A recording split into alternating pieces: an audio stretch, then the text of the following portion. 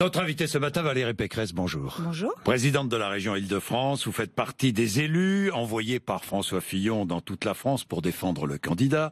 Vous étiez en fin de semaine, je crois, dernière, près de Nantes, à Sautron, et vous avez dit, je vous cite, « Ne vous laissez pas voler votre victoire ». C'est ce que vous avez dit à toutes celles et ceux qui sont venus à Sautron. Mais voler par qui ? Tout simplement, aujourd'hui,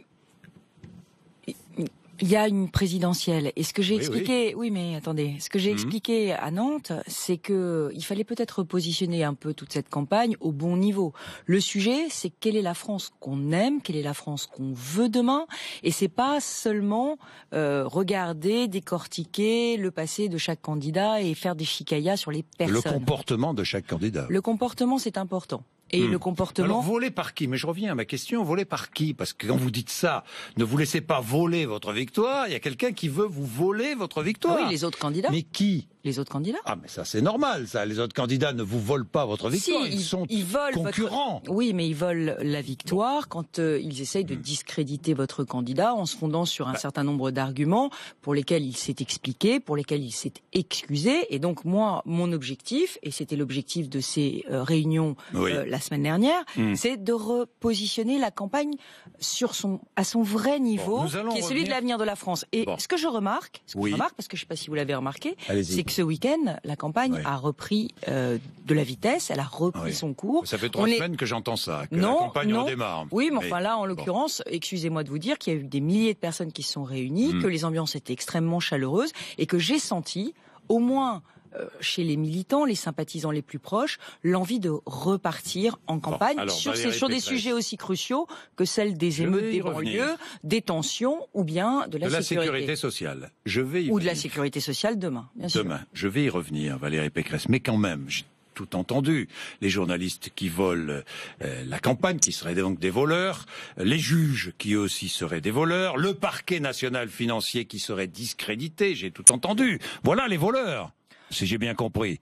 Écoutez, si vous aviez été à Nantes, vous auriez entendu ce que j'ai dit. J'ai dit que... Vous n'avez pas dit ça. J'ai dit que les journalistes faisaient leur travail, que ce qu'on aimerait des journalistes, c'est qu'ils fassent leur travail pour tout le monde avec autant de vigueur. Ils le font avec Marine Le Pen, non ? Pour tout le monde avec autant de vigueur. Ils le font avec Marine Le Pen. Eh bien, j'espère qu'ils le feront avec Marine Le Pen, j'espère qu'ils le feront avec tous les candidats et qu'ils les screeneront avec autant d'attention qu'ils ont screené François Fillon.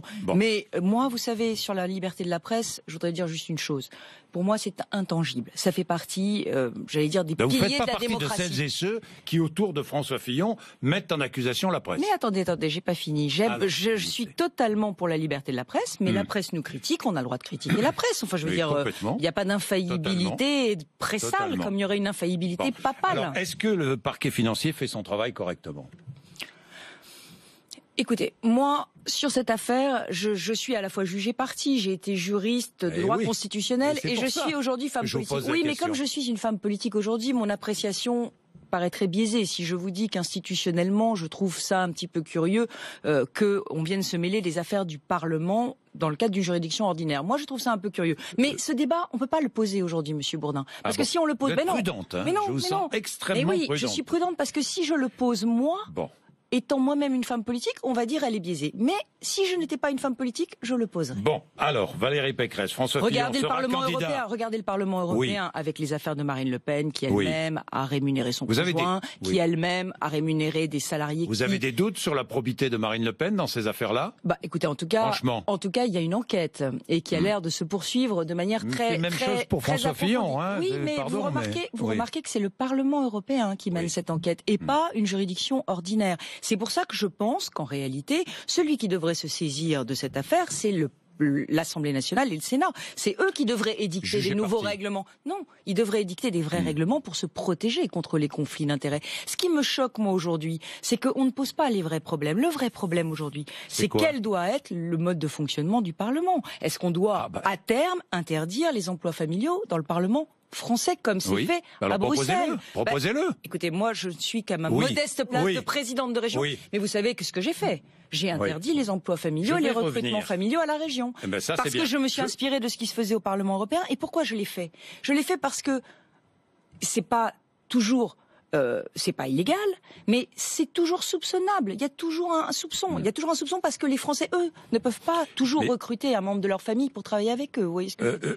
François Fillon sera candidat, donc quoi qu'il arrive, il l'a dit maintenant, même si les époux Fillon sont poursuivis pour détournement de fonds publics, abus de biens sociaux et recel. Il y a une présomption d'innocence dans notre pays. Elle même s'applique s'ils à tous, sont poursuivis l'un et l'autre. Il sera candidat. Aujourd'hui, le sujet il est simple. Qui a la carrure, le projet et l'équipe pour diriger la France ? Malheureusement, si on regarde tous les candidats qui se présentent aujourd'hui, on s'aperçoit que François Fillon a trois atouts maîtres. La carrure. On pense qu'il peut être bon président de la République. On pense que face à Donald Trump ou à Vladimir Poutine, François Fillon pourra tenir le choc. Il a la carrure, il a l'équipe. Où est l'équipe de M. Macron ? Où est l'équipe de M. Hamon ? Avec qui vont-ils gouverner ? Marine Le Pen, avec qui ? Quel Premier ministre ? Quel projet ? L'équipe et le projet, troisième atout maître. On va voir quel projet de Marine Le Pen ? Celui de nous sortir de l'euro. Quel Premier ministre de François Fillon, en fait ? Attendez. Oui. En tout cas, il a une flopée de candidats de qualité. Ça, c'est sûr, c'est important d'avoir une flopée de candidats de qualité. Marine Le Pen a qui comme flopée de candidats de qualité ? Et sur le programme, mais la sortie de l'euro qui est proposée à la fois par Mélenchon et Marine Le Pen, on a vu ce que ça donne en Grande-Bretagne. 15% de baisse de la livre. Ça veut dire 15% de perte du pouvoir d'achat par tous les retraités, par tous les salariés. 15% de perte du pouvoir d'achat au bout d'un mois. Voilà ce que c'est que le programme de Marine Le Pen. Donc il faut à un moment, on le dénonce. Mais Valérie Pécresse... Et quant à M. Macron, M. Bourdin... Je vais y revenir sur ses propos. Je vais y revenir, ne vous inquiétez pas. J'aurai l'occasion de vous en parler. Je ne vais pas l'épargner. Moralement, rien ne vous choque donc. Dans tout ça, rien ne vous choque. Je viens de vous dire l'inverse. Je viens de vous dire l'inverse. Mais moralement, dans cette affaire, Pénélope Fillon, rien ne vous choque. Mais Monsieur Bourdin, je viens de vous dire l'inverse. Je viens de vous dire que c'était critiquable. Je viens de vous dire qu'il fallait que François Fillon s'excuse. Mais peu il l'a importe. fait. Mais peu importe. Il s'est excusé. C'est bon. Mais écoutez, on efface tout. Il y a 120 parlementaires, 120 députés. On n'a pas été regarder les sénateurs, c'est les journalistes qui ont fait leur travail, leur travail. 120 députés qui emploient un membre de leur famille. Moi, je voudrais qu'on fasse une enquête très large sur toutes ces situations. Travaillent-ils ou pas ? Et quelle est la nature de leur travail ? Mais tout ça, ça nécessite qu'on le fasse de manière sereine, pas à 3 semaines d'une élection en ciblant un seul homme. Vous comprenez bien, les Français ne sont pas dupes. Ils ont bien compris que tout ça était une affaire entièrement ciblée sur François Fillon. François Fillon est candidat à la présidentielle. Oui, mais il ne peut pas porter, Monsieur Bourdin, c'est critiquable, mais il ne peut pas porter tout seul le chapeau pour toutes les pratiques critiquables. Toutes les pratiques critiquables de la Ve République. C'est pas possible. À ce moment-là, où on met tout à plat, et à ce moment-là, M. Barthelone, président de l'Assemblée, dit maintenant, nous ouvrons une grande enquête sur les 120 députés qui emploient des membres de leur famille, puis on regarde tout. Mais qu'attend-il ? Mais je crois qu'en réalité, cette affaire, elle est destinée uniquement à affaiblir François Fillon, et elle a été faite que pour ça, et ça se voit un peu trop. On aurait dû ça se voit un peu trop discrètement ne pas traiter cette affaire, si j'ai bien compris. François Fillon a mis fin à cette situation en 2013. C'est que les Français ne peuvent plus entendre ça. Vous avez vu les réactions spontanées contre la corruption en politique ? Mais bien entendu, Monsieur Bourdin, je ne vois que ça. Et d'ailleurs, je vais vous dire, Jean-Jacques Bourdin. Oui, Valérie Pécresse. J'ai été screené, j'ai été passé au crible. Je me suis présenté à la régionale. J'avais en face de moi le président de l'Assemblée nationale. Donc si vous imaginez qu'il y a eu le moindre comportement critiquable de ma part depuis que je fais de la politique... mais je ne vous mets pas en cause. Mais si, mais c'est important. Je vous dis que les Français ont besoin d'exemplarité. Elle est indispensable. Plus que jamais. Elle est indispensable. Mais pour ça, Monsieur Bourdin, il faut qu'on fixe les règles du jeu qui soient les mêmes pour tout le monde. Alors, Valérie Pécresse, vous êtes présidente de la région Île-de-France, vous avez des frais à votre disposition, est-ce que vous êtes obligé de les justifier ? Mais moi, bien entendu, mais je n'ai pas de frais de représentation, je n'ai que des notes de frais sur justificatif de notes Uniquement de frais. Sur justificatif. Vous n'avez pas de somme à louer qui vous absolument aucune, Monsieur Bourdin. Mais alors pourquoi est-ce que les parlementaires en ont ? Mais parce qu'il faut aujourd'hui revoir ce système, mettre tout à plat et refonder les règles de fonctionnement des institutions parlementaires. Mais vous comprenez bien qu'à chaud comme ça, à 3 semaines d'une élection et dans une charge qui est univoque sur un seul des candidats. Voilà. Nous verrons ce que dit la justice. Pardonnez-moi. Mais de toute façon, personne ne songe à échapper à la justice. Et vous ne mettrez pas en doute la justice. Elle s'est saisie. Quelle que soit la décision prise. Elle s'est saisie. Et ça veut dire quoi ça? Elle s'est saisie, elle s'est saisie. Voilà, il y a des demandes de dessaisissement, il y a des demandes de dessaisissement et de procédure. C'est la Cour de cassation qui le dira. Si elle prend une décision avant, je ne sais pas. Je n'ai jamais critiqué. Vous la contesterez ou pas? Je n'ai jamais critiqué une seule décision de justice et j'ai toujours laissé travailler la justice de manière sereine. Voilà, je veux dire, jugez-moi sur mes actes. Ne faites pas des procès d'intention. Non, mais je fais pas. Je vous pose la question. Nous allons parler d'Emmanuel Macron et des autres candidats. Nous allons parler de François Fillon. François Fillon va donc nous présenter demain une avancée sur son projet sécurité sociale, remboursement, la santé. Le grand axe, si j'ai bien compris, sera la prévention. Vous verrez demain. Je ne vais pas dévoiler tout ce que va dire François Fillon, mais le sujet aujourd'hui, la prévention, un certain nombre d'économies aussi dans le système, de façon à mieux faire fonctionner ce système. Vous le connaissez le Monsieur projet? Bourdin, c'est François Fillon qui annoncera son projet demain. Non, mais vous ne me ferez pas dire des choses. Ou pas? Vous ne me ferez pas dire des choses que je n'ai pas envie de dire. Valérie Pécresse. Vous ne me ferez Alors, pas il dire. va mettre l'accent sur la prévention. Est-ce qu'il va garder cette idée de moins rembourser les maladies moins graves, ou est-ce qu'il va garder cette idée-là? Monsieur Bourdin, ce sera demain. N'essayez pas. Vous êtes un très bon journaliste. Vous essayez de me faire dire des choses que je n'ai pas envie de dire, mais c'est pas à moi de les dire. C'est à François Fillon de présenter son projet. J'essaie de vous faire dire le programme de François Fillon, puisque vous nous dites sans cesse qu'on ne parle que des affaires et jamais du programme. Oui, mais vous avez raison. D'ailleurs, ça fait 3 semaines que François Fillon ne parle jamais de son programme, sur la sécurité, pardon, mais il a proposé de baisser la majorité pénale à 16 ans et en même temps, oui, c'est une idée importante parce qu'il ne faut plus que se répande l'idée auprès de la jeunesse qu'on est intouchable jusqu'à 18 ans et que c'est-à-dire qu'on est avant responsable 18 ans, à 16 ans. On est responsable et surtout, on ne doit pas bousiller sa vie à 16 ans sous prétexte qu'on est intouchable. Mais on est responsable, on peut être puni, mais on n'a pas le droit de voter. Alors attendez.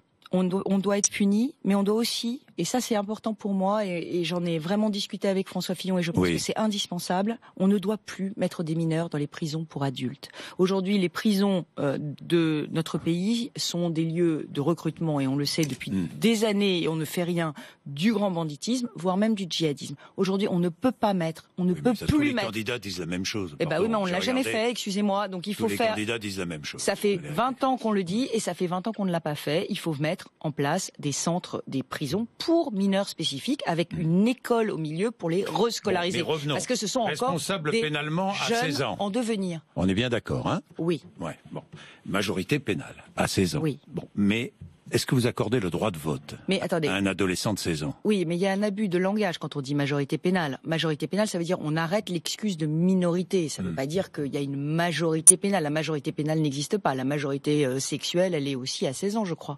Donc c'est pas une question de majorité civile. La majorité civile, c'est le droit de vote. L'excuse de minorité, c'est autre chose. C'est de dire, parce que vous n'avez pas 18 ans, vous pouvez faire n'importe quoi. Vous pouvez casser, vous pouvez tabasser, vous pouvez voler. Non. Ça, c'est le signal que donne la société.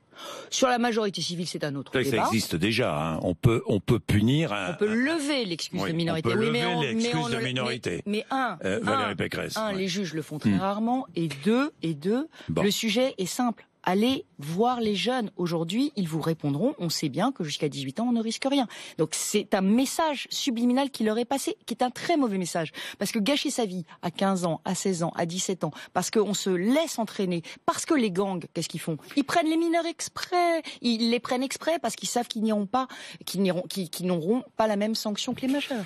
Bien, Valérie Pécresse, 45%. La délinquance des mineurs est de plus en plus répandue aujourd'hui. Vous avez vu les chiffres. Est-ce que vous êtes allé dans les lycées d'Île-de-France? Enfin, moi, je le vois. J'ai eu des proviseurs qui ont été agressés. On a de la délinquance de bande de plus en plus violente. Et ils sont pas majeurs. Donc, il faut absolument stopper ça. Il faut les empêcher de gâcher leur vie dès l'âge de 16 ans. Vous les mettez en prison? Non, on les empêche on les sanctionne. On les sanctionne avec des sanctions appropriées. Mais on leur dit, c'est pas parce que vous avez 16 ans que vous n'aurez pas de sanctions. Bien.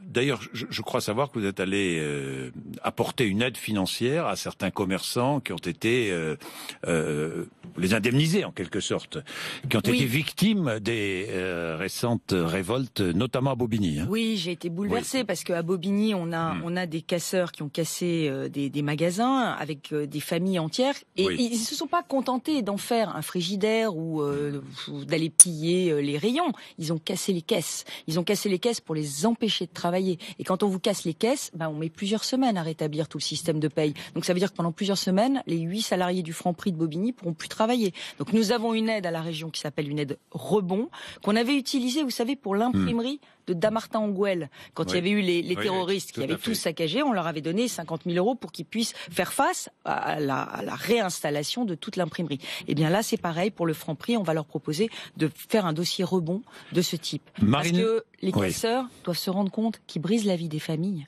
et qu'ils empêchent des salariés d'aller travailler le matin. Parce que c'est ça. Le Franprix, c'est pas une multinationale. Alors, Valérie Pécresse, Marine Le Pen, Emmanuel Macron, au second tour de la présidentielle, vous votez pour qui ?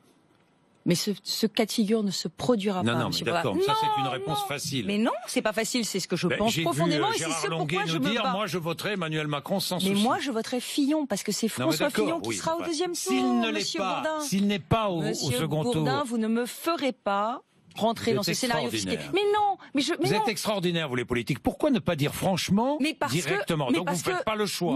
Non. Entre les deux, vous ne faites pas de choix. Monsieur Bourdin, c'est pas que je ne fais pas de choix. C'est que en acceptant même l'idée de me projeter dans ce scénario, je crédibilise l'idée que Monsieur Macron pourrait être au deuxième tour de la présidentielle. Monsieur Macron n'a pas la solidité nécessaire pour être au deuxième tour de la présidentielle. Monsieur Macron, c'est une espèce de gauche caméléon qui dit à chaque interlocuteur ce qu'il a envie d'entendre. Il a prouvé son extrême fragilité, il ne sera pas au second tour de la présidentielle. Il n'est pas apte à être président de la République, Emmanuel Macron, franchement. Il a une fragilité qui s'est dévoilée. Est-ce qu'il est apte à être président de la République? Je vous l'ai dit, je pense. Oui ou non? Je vous l'ai dit, je pense qu'il n'y en a qu'un seul aujourd'hui. Dans tous les candidats qui a la carrure. Non, mais il n'y en a qu'un seul. On a compris pour qui vous votez. Non, c'est pas pour qui je vote. Mais moi, je vous pose une question. Est-ce qu'Emmanuel Macron est apte à être président de la République? Je pense qu'il n'a pas la carrure pour l'être. Quand on va en Algérie, dire aux Algériens crime contre l'humanité, ça veut dire Hitler, et qu'on compare Jules Ferry à Hitler.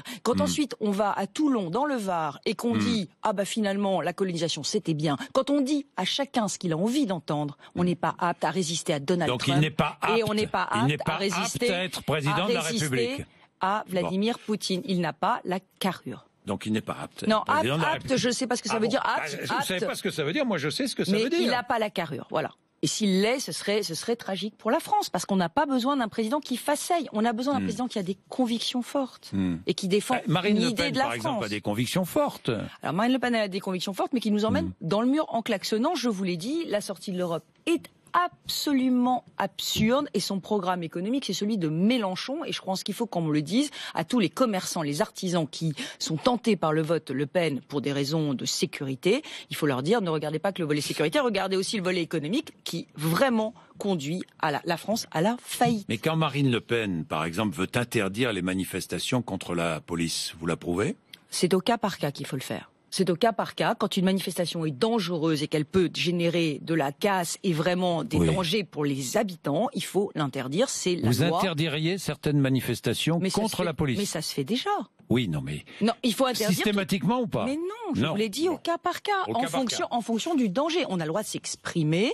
C'est pas une question de contre la police, c'est contre les violences policières. Non, je vous dis ça parce une que manifestation Marine Le Pen contre la police dit vouloir interdire toute manifestation contre la police. De toute façon, une manifestation contre la police, je vois pas comment c'est contre les violences policières. Contre les violences policières. Personne n'est contre la police dans ce pays. Oui, mais contre les violences policières. Oui, attendez, contre les violences policières. Contre les violences policières et les abus, il peut y avoir des manifestations, mais ces manifestations ne doivent pas générer de la casse, de la violence et des traumatismes pour toute une ville, comme ça a été le cas à Bobigny, comme c'est le cas à Argenteuil, comme c'est le cas aux Ulysses. Et on n'a pas aujourd'hui à mettre en cause l'action de la police qui fait un travail absolument remarquable dans des conditions très difficiles de tension et parfois de violence. Merci Valérie Pécresse d'être venue nous voir ce matin sur RMC et BFM TV. 8h55.